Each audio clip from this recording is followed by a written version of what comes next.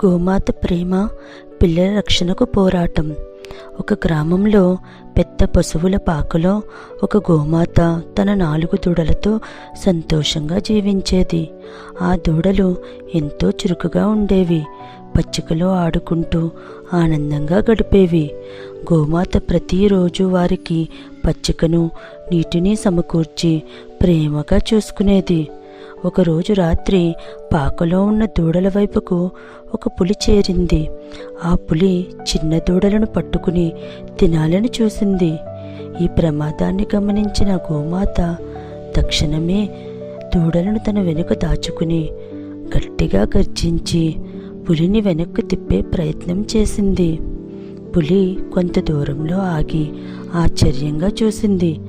ఆ తల్లి ఆవు ధైర్యాన్ని చూసి కంగారు పడింది. పులి ఎంతటి బలమైనదైనా తల్లి ప్రేమకు ముందు అది తగ్గలేదు. గోమాత తన శక్తినంతా ఉపయోగించి పులితో పోరాడింది. తన కొమ్ములతో దాడి చేస్తూ పులిని దూరంగా నడిపింది.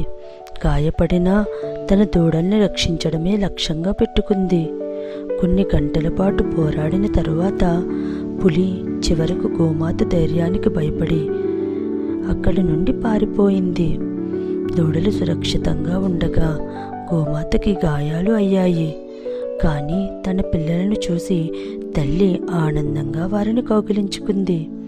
కొద్ది రోజుల తరువాత గోమాత పూర్తిగా కోలుకొని తన దూడలను మరింత జాగ్రత్తగా రక్షించడం ప్రారంభించింది. ఆమె త్యాగం అందరికీ గొప్ప ఉదాహరణగా నిలిచింది. ఈ కథ మనకి ఏం చెబుతుంది? పిల్లల రక్షణ కోసం తల్లి ఎంతటి ప్రమాదానికైనా ఎదుర్కొంటుంది. సబ్స్క్రైబ్ చేసుకోండి.